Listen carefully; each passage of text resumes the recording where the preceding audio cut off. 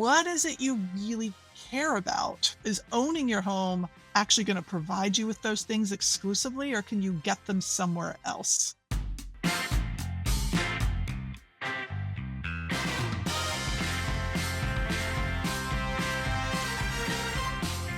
Hi, Meg. Good afternoon, Scott. Welcome to another episode of Real Personal Finance. Hey, today I was hoping we could chat about a question that comes up fairly often. Less often now. Less Yeah, often now less than often 2 than in years the ago. past, but I'm still hearing it, Yep. especially from people who don't own right now. Should I rent or should I buy? Yeah.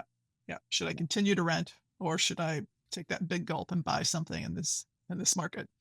Right. For sure. And, I think we can get into all the reasons why and the math behind it and the emotion. But I just think it's a good thing. Give some frames for people to think through if they're in the process of maybe thinking about, do I own a home or not? Or maybe they have the next generation coming up in their household, and should they buy a house right now, and how that might be different than when you bought one. So I just think it'll be a good chat for the day.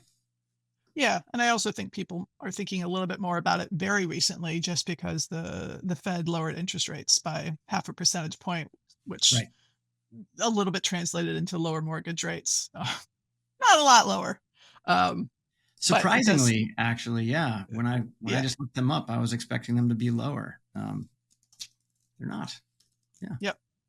Okay. So how do we talk with our clients Exactly. through this question when they bring it to us? Yeah. I think there are basically three different sort of categories of discussion. Mm-hmm. There is the very obvious financial discussion, which Yep. effectively boils down to, can you afford it? And we can talk more about what it means to be able to afford something or afford a house. There is the behavioral, emotional implications of owning a house. Like for some of us, for a lot of us in this country, in this country's culture at least, there is just a feeling of owning your home that you cannot get. Like, I can paint the walls whatever color I want. I can add a Yeah. back deck or tear down this wall. Even if I never do it, the fact that I can, and I know a landlord can never kick me out. So there's sort of that element. And then there are the lifestyle implications, Mm-hmm. because in most places where our clients live, it's simply more expensive to own than it is to Mm-hmm. rent. Absolutely. So if you're going to be spending more money, and possibly much more money, on your housing than you did when you were renting, that money's got to come from somewhere. Yep. And so what are the implications for your lifestyle if you don't have nearly as much money for your non-housing lifestyle? Yeah, we're seeing that. I think that of all the things that you'd mentioned, the two that I most commonly hear are, I don't want to worry about getting kicked out of my house, Mm-hmm. and I want to have the ability to do my own thing. Those are by far the two most common that I hear. I understand those immediately, intimately. I shared them myself before I bought my own home. Right. And same. I mean, we bought one a long time ago for the same reason. Yeah, I know you had done some math. Yeah. So the way we run first some do it, numbers. the way we'll do it at first is we'll just look at I like to just start with there's always the core reason why someone wants to own matters, right? There's an emotional reason that we can dive into, but there's also just the math. Mm-hmm. And so we'll start with just the math, and we'll basically come in and look at, I actually just looked, and I think it's like, I think when I looked, the rates were around 7 still. They might be a little higher or lower depending on when this actually runs, but we'll just run with it for now. And like in our area of North County, San Diego, for a family of 4 to have a home that's a nice home around here, sadly, it's like $2 million now. Yeah. Right. Yeah. And that home they're probably renting for probably $5,000 a month or more. Could easily be or more around here, but we'll just say they're renting for 5. And so when someone comes in to have this conversation first, I just start from a cash flow perspective, essentially. And I just go, well, cool. How much are you paying now? You're paying $5,000 in rent. Great. So let's not even worry about the down payment. Let's just assume we have it taken care of. We're going to get a normal loan. Let's just go see what our all-in monthly costs are going to be for owning the same property. That's my favorite thing to do, is if I can look up where am I renting right now? What's that worth on Zillow? And I know how much I'm paying in rent. I can go see literally like what's the difference for me to own the same home versus renting the home. And so this is what we did for a client. Yeah. And just for the listeners out there, there are a ton of mortgage calculators online. Yeah. So you can figure out what your mortgage payment would be Yep. monthly. And that is a piece of information you absolutely need to have in order to make this decision. Yep. And so what we So, do is we go and say, okay, you're going to put 20% down on a $2 million house. You're going to have a $1.6 million loan. And I'm just saying at the time, the rate's going to be 7%. It might be lower. It might be higher. You can always change it to get the difference, but this is just helping you understand the thought process. So the monthly payment of principal and interest on that mortgage would be $10,644.84. Now, because we're buying the house, we don't just have that mortgage payment. We also get to pay property taxes. Around here, that's about 1.1%. So I just said it's going to be another $1,833.33. And then I'm going to say we're going to get homeowners insurance. So I'm just going to ballpark it at $300 a month, $3,600 a year. And then finally, I think we need to add in the home maintenance. So I love to say that your home is a liability that masquerades as an asset. Like we had we basically had a front yard project that went from one price to doubling and then doubling again by the time we finally got done with it. So, what we originally intended to spend was way out of line. And the number that we'll usually give clients is, hey, you need to assume about 1% of the value of your home is getting replaced and maintained every year. So for this client, we're going to say 20 grand a year. And some years you're going to spend more and some years you're going to spend less. Like you don't replace the roof every year, but when you do, it's 20 grand, right? Or around here, 40 grand. And I think that is, practically speaking, when people do own homes, the hardest cost to manage, because the mortgage company's coming at you every month. Like you can't skip a month without paying it. Yep. Property tax, either, it's going through escrow. So again, it's coming out once a month or you pay it once a year. But like on a regular basis, someone's coming to you with their hand out saying, pay me my money. So it's sort of hard to get too far behind in that expense. Yeah. But these housing maintenance costs, you can go 5 years paying not much and then have a $70,000, repair bill. Absolutely. And it's very hard practically to keep on top of that. Agreed. So we take all those things. So it's your mortgage payment, your property tax, your homeowner's insurance, and we're going to say the value of maintenance, some percentage for maintenance on the value of the home. And we did 1%. That gets us to a total all-in cost for owning the same house to be $14,444.84 a month. Yes. Yes, and let's remember that whether 5,000 is the correct answer, it's probably close to the correct answer. Yeah. Of renting that home. So you're thousands of dollars more expensive per month. $9,444.84 to be exact. Yes. A big difference, right? So that the difference is like, wow, that's a big difference to own the home. And we can talk more about that in the future. But what else do you think of? And we think about some other things while buying a house. What else do you think about with clients? Yeah, well, you had said before that you were going to sort of set aside for the moment the idea of having enough cash for down payment. But there is this idea of you need a buttload of cash to buy the home. You're going to need, primarily it's the down payment, of course. There might be some there are some closing costs. On the buying side, it's usually not that much. On the selling side, it's usually tremendous. And I think one thing people forget about is that you don't want to deplete all your cash, right? If you need a down payment of $200,000 and you have $200,000 of cash, you don't have enough cash. Because once you're done buying the home, you better still have an emergency fund. In fact, now the emergency fund needs to be even bigger, because now your monthly expense for housing is $14,000 instead of $5,000. Right. And you don't get to call like your landlord when the water heater blows now, and you're the landlord now. you have to fix it. And you don't want to get in debt for that. Yeah. So we looked definitely at the monthly cost, which you just ran through, and then just how much cash do you have now? How much cash will it cost to buy the home? What we have left over, and is that amount of cash going to be sufficient for your new fancy life as a homeowner. Right. Right. Yeah. And I think another thing that we will look at with clients, and I know you do too, is you'll just look at, hey, this new dollar amount, that 14,000 and change, what percentage of your gross income, just all the money you make in a year before taxes, how much is that? Mhm. Like, is this reasonable? Are you gonna be okay? Yeah. Right. I think like the age old rule of thumb was something like 28% of less of your gross income, household gross income should go to housing. Right. And I think people have got a little looser on that in areas like You have to Los around Angeles, around. the Bay Area, New Hmm. York City, Seattle, right? You have to. Yeah. And so I'm willing to go up into like the low 30s. Hmm. But much above that, and you're really putting yourself in an inflexible, risky position. And the reason you're putting yourself in an inflexible position, just so you understand, is you have 100% of income, of which it gets allocated to taxes, living life, servicing debt, which some of that's happening here, right? And paying those I think I said and paying taxes. So those are You the did. four places that's it. And if you start to make this number be really large compared to your overall income, you have to squeeze it out of other parts. Taxes aren't going to get squeezed. No. So the only places you have left are lifestyle and savings. Yeah. And that's when you get yourself in a world of trouble really fast, Yeah. when you own too much home.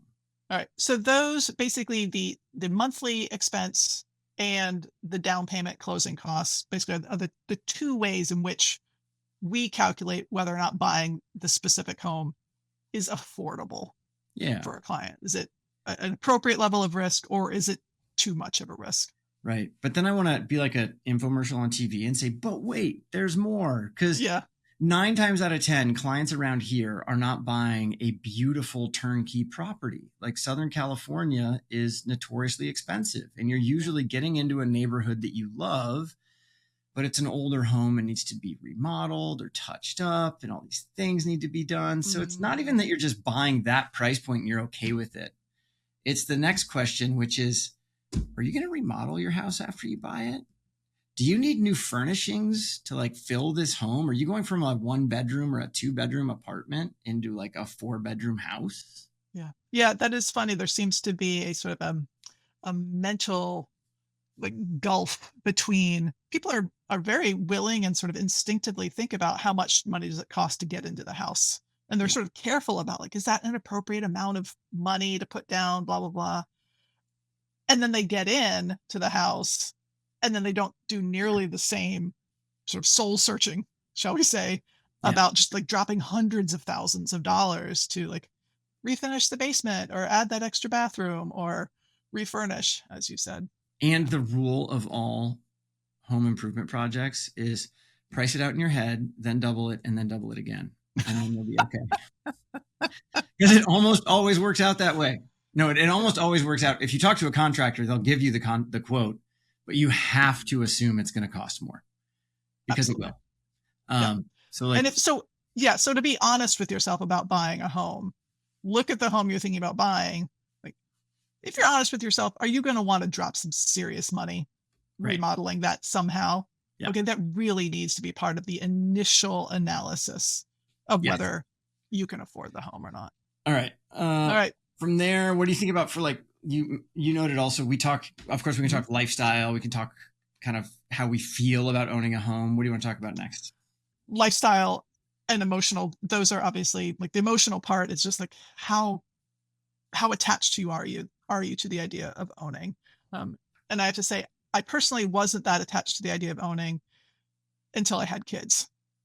And then I really wanted the stability in my life that Mm-hmm. having kids tends to bring out in Mm-hmm. us. So I didn't buy my first home until I was 40 and I had two young kids and I chose a town to live in. And I was basically said to my husband, okay, and now we stay here for 20 years at Right. least. Um, We're not going anywhere. right. And we'd been fairly, I mean, we met in San Francisco. We rented a couple places. We moved to Virginia. Then we moved to Bellingham. Like we were pretty itinerant for a while.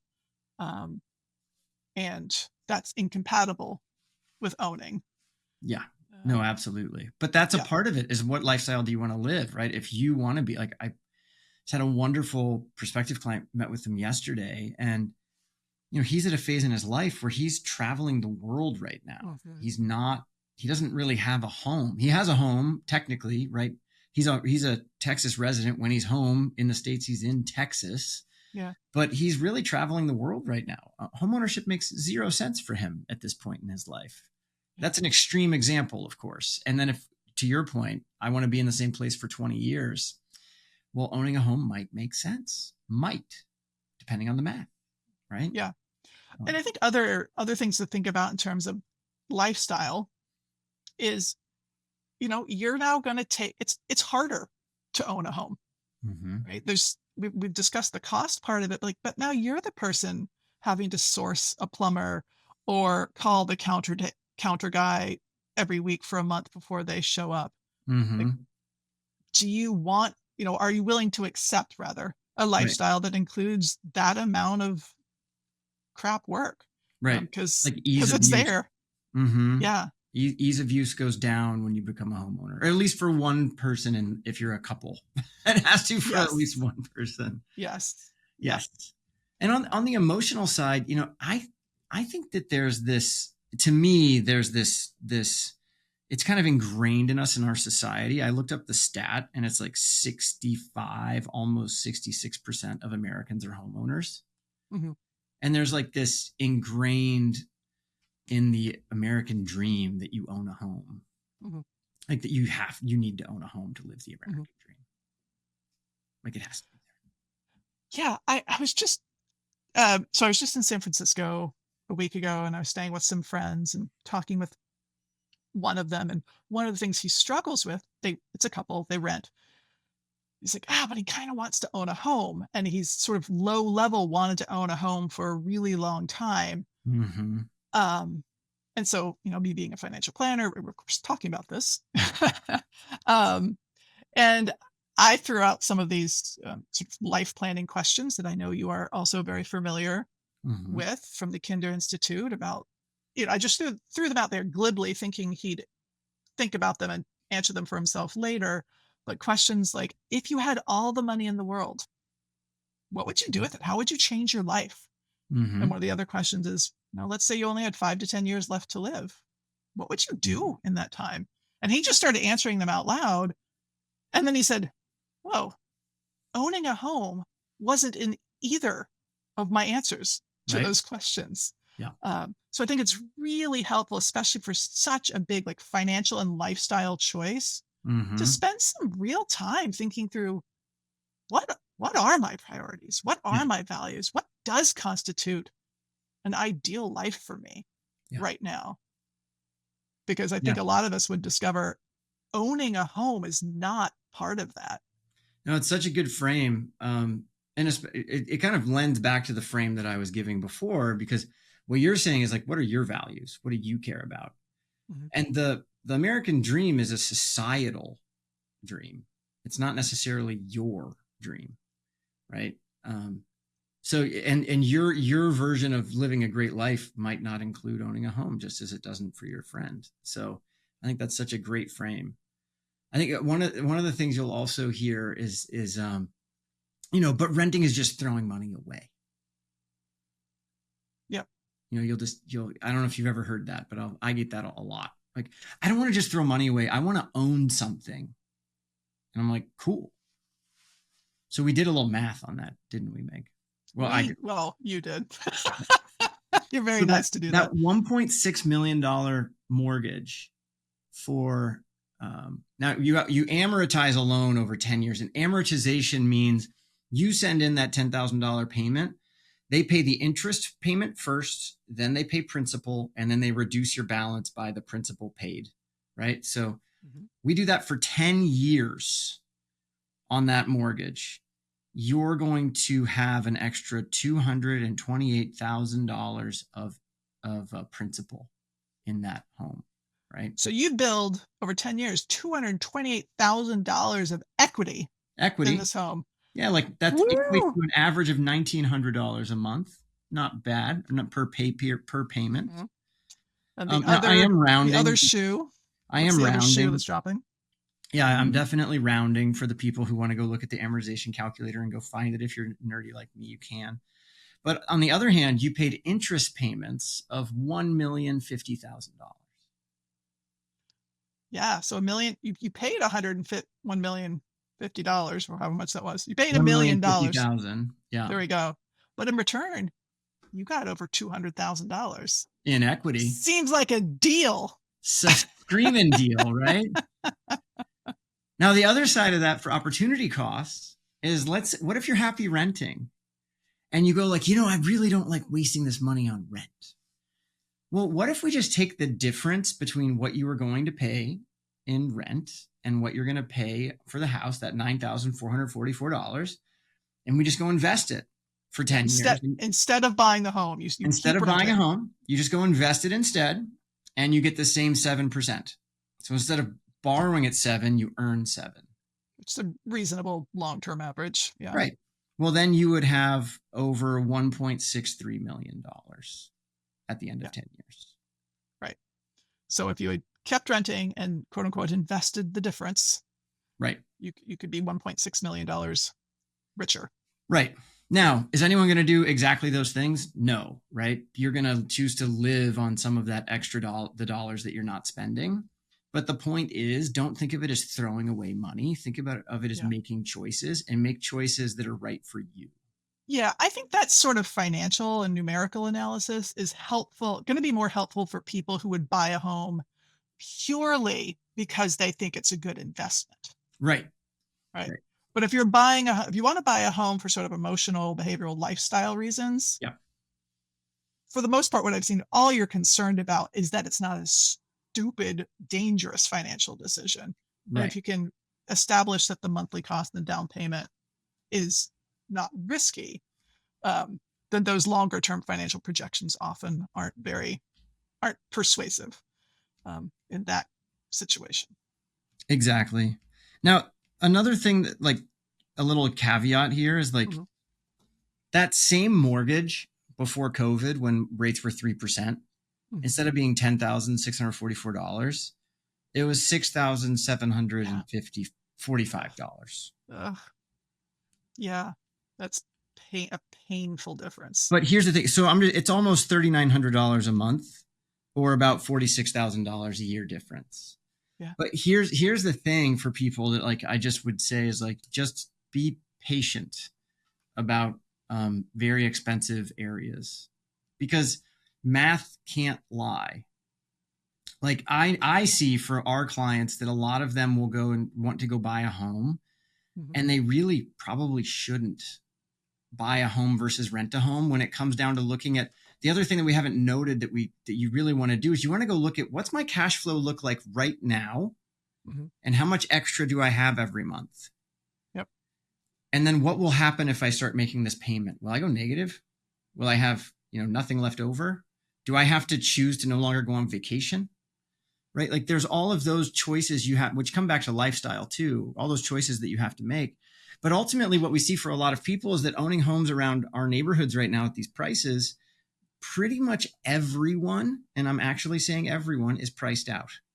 Unless you're a cash buyer with like a parent or grandparent who's showing up with all the cash to buy the house. Like, that's what we're seeing. Yeah. I don't know what it's like in the Seattle area, but that's what we're seeing in North County. At least I've seen from, yeah, I mean, around us. But what I'm getting at is, like, for eventually when people need to go sell and buy houses again, like, you who make $500,000 a year can only afford so much of a mortgage. And it's sad that I have to say you who make $500,000 a year can only afford so much of a mortgage. Yeah. But, like, you're priced out of these neighborhoods. Yeah. But you're in the top you're top 2% of income earners in the country. Like, that doesn't make sense. So it's going to have to work its way out. And it's either going to work its way out by interest rates coming down or by prices coming down or something. Yeah. Okay. So yes, that is a depressing message, but it's a realistic message, and we see it in the Bay Area and New York City. Also, I think I've had one client in the last couple of years buy a house. Yeah. Just because the impact of the interest rates has been so painful. So let's talk about, like, okay, let's pretend that buying a house is a possibility.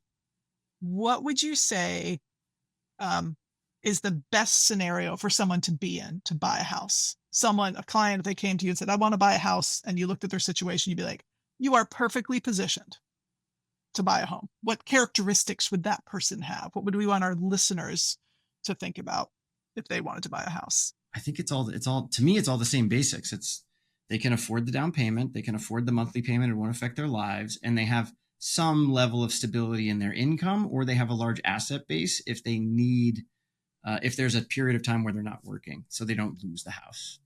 Yeah. I think for me, the one additional thing that I would just call out explicitly is you are okay with losing flexibility in your life, Yes. right? Because now you've got this in the current conditions, really high fixed expense every month.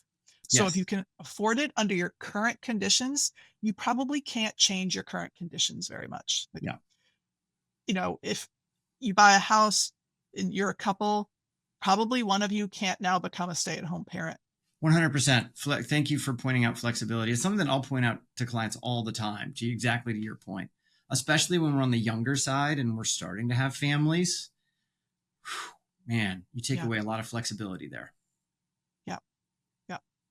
Um, one thing that I had no there didn't seem to be any obvious place to mention it before, but much like your favorite saying is real estate's a liability like that likes to masquerade as an asset. Hmm. One of the things I mentioned to my clients, which really seems to resonate with them, is this idea of if we think about traditional investing, everyone knows about this idea of sort of being too concentrated Yeah. in one asset, right? Hmm. Most of the time, it's company stock. Like Yeah. 50% of my net worth is an Apple stock or Airbnb or whatever. Um, that is also the case when you buy a home Yes. because you've just put hundreds of thousands, if not millions of dollars into this single asset. Yep.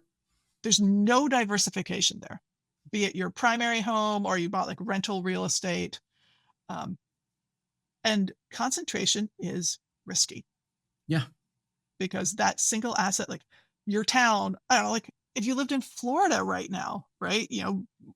Real estate values, I don't know, but I imagine they could very easily drop by a bunch just because it's not a viable place to live in certain towns anymore. Absolutely. Um, Absolutely. so that's a really high Obviously, risk. that's why we have insurance to protect the asset in some ways, but there's, to your point, there's ways we can't protect it. If something Right. catastrophic happens in your town and then no one's buying in your town, that's a horrific thing. Hopefully that Yeah. doesn't happen to anyone, but it's a great thing to point out. I think the last note here is on the idea of, because you mentioned flexibility too. The other idea is that, like, if you're going to buy something, I would buy it through the lens of, like, I in no way am planning on moving away from this house for at least seven Yeah. years so that there's at least enough time for you to make back what you will have to pay when you sell. And I say make back, but you might not, right? It could go down in value. Like Austin home prices are down a lot from a couple of years ago right now. There's other pockets of the country that are dealing with the same thing. I'm sure eventually they'll come back, but it could take years, 10 years, Yeah. 20 years to come back, right? You don't know. So just recognize the longer you decide to stay in the home, like if you really think like this is my forever home, this isn't a starter home that I'm going to be in for 2 years, you're putting yourself in a safer position.